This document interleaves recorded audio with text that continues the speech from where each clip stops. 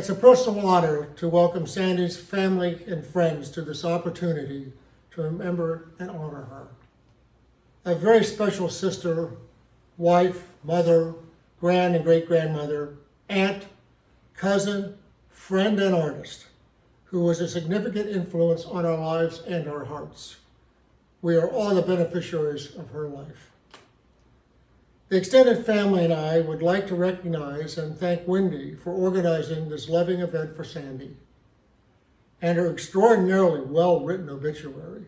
Wendy, you nailed and captured the history and essence of your mother's life. Well done, Wendy. In Navy speak, that's high praise. Sandy, the oldest of three siblings, set out early to let her parents and friends know that she drove her own course. She was firm in her convictions, and I have a strong feeling that those convictions were formed early and stayed with her into her aging years. She was loyal to her friends and family. Welcoming to new joiners, you could feel her compassion. She spoke with a smile. I can see her on that porch carrying on a conversation that you could enjoy for hours past. I always walked away feeling this is a good day. Sandy and Fred started their life together at an early age, and the results of their relationship gave to this world three beautiful, talented, loving children, Denise, Jeff, and Wendy. Under Sandy's and Fred's care, they all went out to carve out their lives in their own terms as independent adults. While each have their own drive and destination, we can see the streaks of Sandy in their character.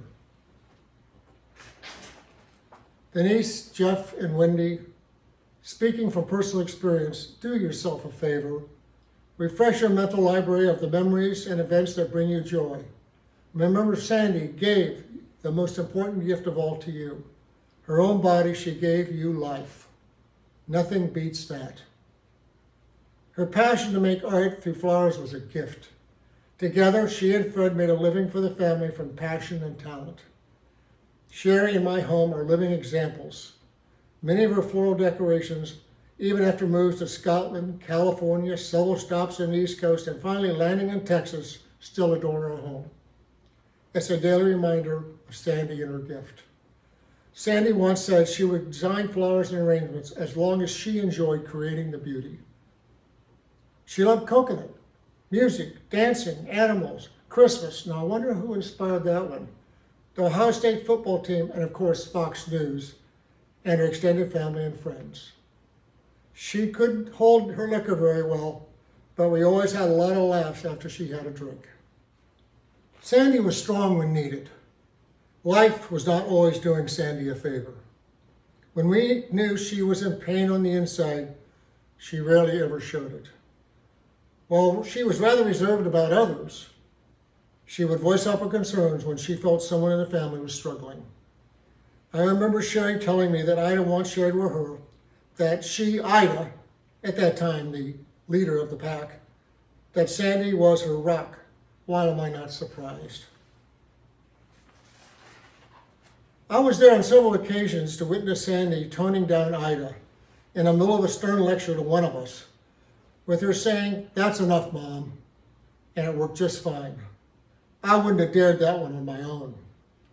On a very personal and funny note, when it became obvious that Sherry and I were serious, and I was being considered for enrollment into the the outlaw training, Sandy stepped up and she was the first member of the family to welcome me, following shortly by Patty, herself an outlaw, who gave me guidance on thriving.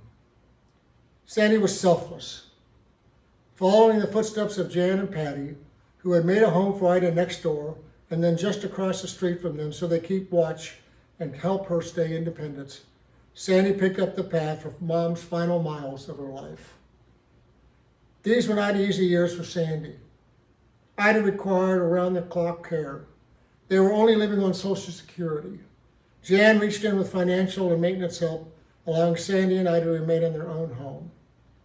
Almost every weekend, Jan arrived with fresh donuts and lots of conversation. In the end, when Sandy was beginning to show signs of dementia, Sandy continued to dedicate her days to Ida to the point of sharing her bed with Mom, doing so until the final weeks of Ida's life. Sandy's actions revealed the depth of her commitment to whatever she takes on as her duty to this family. God love her. I have been continually amazed and proud of Ida and Ivan's family, and those of us who are proud to call ourselves the Outlaw.